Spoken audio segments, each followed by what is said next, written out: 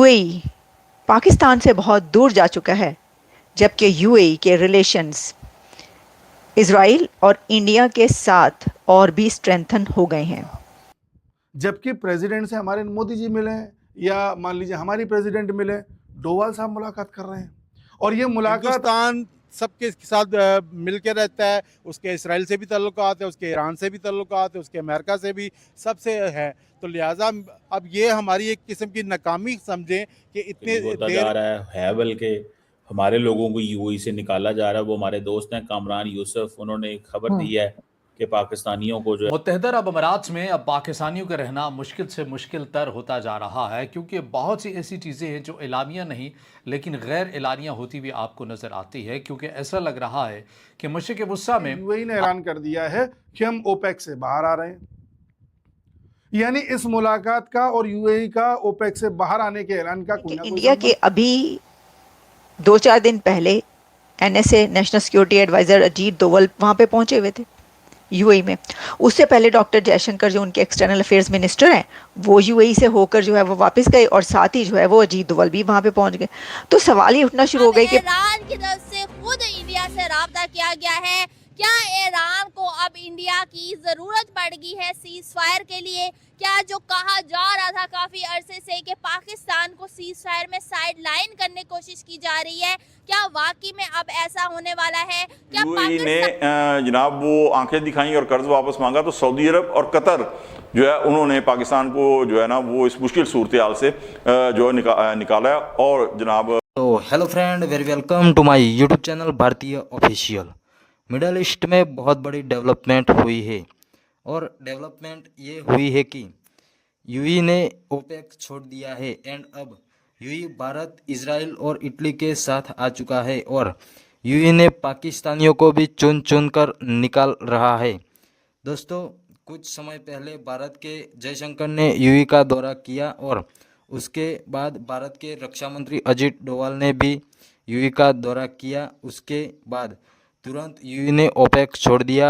हालांकि 12 देशों का समूह था, ये सब कंट्री मिलकर ऑयल का प्राइस रेट नक्की करते थे, लेकिन जब से ईरान ने यूएई का सबसे ज़्यादा नुकसान किया है, उसकी वजह से यूएई ने ओपेक छोड़ दिया और पाकिस्तानियों को भी लात मार दिया एंड पाकिस्तानी मीडिया पूरी तरह बौखलाया हुआ है।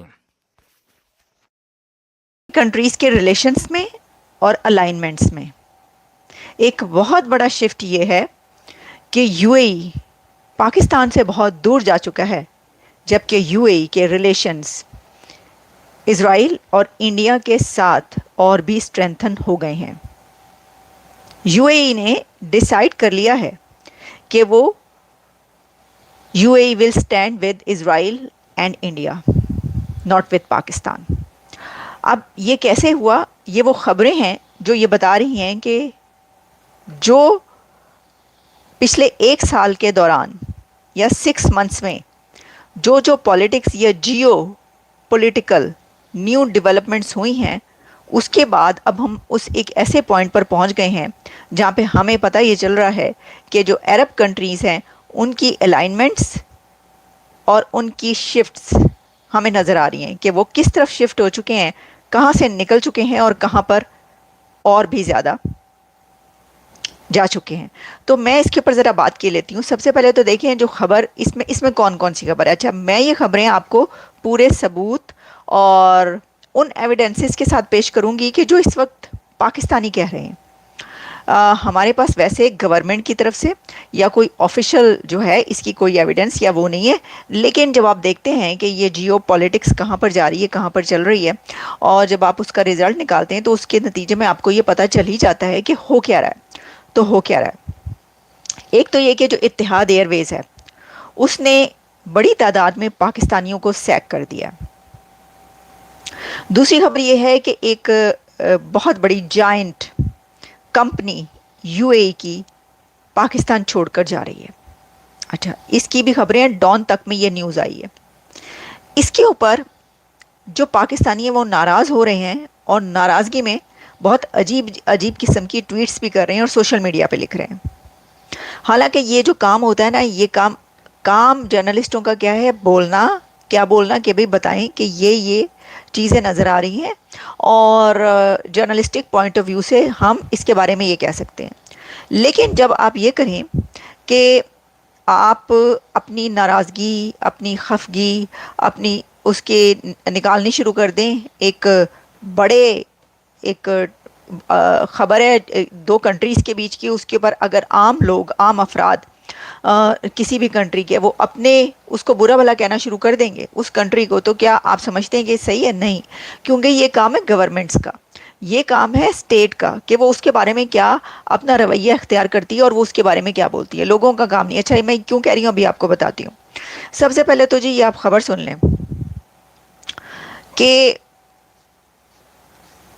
जो रिपोर्ट्स हैं वो ये कह रही हैं कि Etihad Airways has terminated 15 Pakistani employees based in Abu Dhabi operations. ये कहना है रिपोर्ट्स का, मीडिया का, जिसमें जी वो कह रहे हैं कि काफ़ी जो हैं within 48 hours the employees were terminated and instructed to leave the UAE within 48 hours. Can you imagine? इसमें 40 साल पुराने ऐसे एम्प्लॉयज़ भी हैं जो काम कर रहे थे इत्तेहाद एयरवेज़ में, यानी UAE की एयरलाइन में, और UAE की एयरलाइन इत्तेहाद एयरवेज़ ने मुश्किल से मुश्किल तर होता जा रहा है क्योंकि बहुत सी ऐसी चीज़ें हैं जो एलामिया नहीं लेकिन गैर एलानिया होती हुई आपको नज़र आती है, क्योंकि ऐसा लग रहा है कि मशरिक़ वस्ता में अब एक नया इत्तेहाद उभर कर सामने आ रहा है। एक तरफ पाकिस्तान के साथ इत्तेहाद बन रहे हैं तो दूसरी साइड के पर मुत्तहिदा अरब अमारात किसी और के साथ इत्तेहाद बनाता हुआ नज़र आ रहा है। सूरत हाल है क्या? मुत्तहिदा अरब अमारात के सरकारी तज्ज़ियाकार क्या कह रहे हैं? नए कानून क्या है? इन तमाम तर चीज़ों के पर आज के इस व्लॉग पर बात करेंगे। अस्सलाम वालेकुम, आज तारीख़ है 1 मई 2026 और मैं हूँ रज़ा अब्बास। आपसे दरख्वास्त के वीडियो को लाइक और चैनल को सब्सक्राइब जरूर कीजिएगा। मुत्तहिदा अरब अमारात के एक सरकारी तज्ज़ियाकार हैं। आपको पता है कि मुत्तहिदा अरब अमारात एक ऐसी रियासत है जहाँ पर कंट्रोल मीडिया है, वहाँ पर अगर किसी को तज्जिया भी देना है तो वो किस हद तक ही आज़ाद होगा, और अगर वो खुलकर तज्जिया दे रहा है तो इट मीन्स कि वो रियासत ही का तर्जुमान माना जाता है। ये एक तज्जियाकार है अब्दुल खालिक अब्दुल्ला। इन्होंने हालिया दिनों के अंदर एक तज्जिया दिया जो पाकिस्तानी मीडिया के अंदर भी रिपोर्ट हो रहा है। ये कहते हैं कि मुत्तहिदा अरब अमारात अब तब्दील हो रहा है, उसके अंदर बहुत सी तब्दीलियाँ रूनुमा होने जा रही हैं और हम यानी कि UAE सऊदी अरब के ज़ेर असर अब नहीं रहेगा और अब सऊदी अरब के तसल्लुत से अब वो निकलेगा और अपनी जो पॉलिसी है, अपना जो तरीक़ाकार है, वो अब वो ख़ुद तय करेगा। अब इस तज्जिए के अंदर बहुत सी ऐसी चीज़ें हैं जिनको समझना भी बहुत ज़रूरी है। सबसे पहले आपको हम यहाँ पर ये बात करना ज़रूरी है कि सऊदी अरब ने ऐसा क्या कंट्रोल किया हुआ था या क्या तसल्लुत था कि मुत्तहिदा अरब अमारात खुलकर खेल नहीं पा रहा था। खामोशी के साथ बहुत सी चीज़ें खेलते हुए नज़र भी आ रहे थे। UAE हमने जो सबसे पहले देखा वो यमन का मामला था। यमन के अंदर मुत्तहिदा अरब अमारात की एक ही पॉलिसी थी और वो ये था कि यमन 2 हिस्सों में बढ़ जाए और 2 अलग अलग रियासतें जो हैं वो वजूद में आ जाएँ। जबकि सऊदी अरब का ये कहना था कि नहीं भाई, सऊदी अरब हमारी, यमन जो है वो हमारी बिल्कुल सरहद के साथ है, हम ऐसा नहीं होने दे सकते कि वहाँ पर अदम इस्तेहकाम आ जाए। अगर वहाँ पर अदम इस्तेहकाम होगा, यमन 2 हिस्सों में टूटेगा तो उसके जो असरात हैं वो सऊदी अरब के अंदर भी आ सकते हैं। तो यहाँ पर जो मुत्तहिदा अरब अमारात के और सऊदी अरब के इख्तलाफात यहाँ पर बढ़ गए और सऊदी अरब की अपनी प्रॉक्सी थी और मुत्तहिदा अरब अमारात की अपने वहाँ पर एक सेटअप था। दोनों आमने सामने आए, लफ्ज़ी तकरार हुई, सिफारती सतह के अंदर कशीदगी हुई, लेकिन बहरहाल जो सऊदी अरब का मंसूबा था यमन को लेकर वो आपको इम्प्लीमेंट होता हुआ नज़र आया और मुत्तहिदा अरब अमारात उससे पीछे हटता हुआ नज़र आया।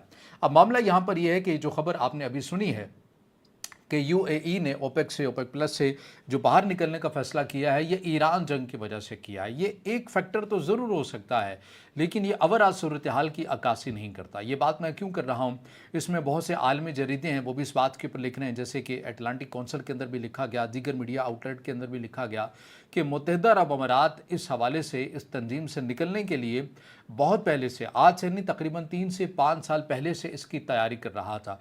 ज़ाहिर है इस तंजीम से निकलने का मकसद ये है कि आपने तेल की मकदार अपने हिसाब से निकालनी है और उसको बेचना है।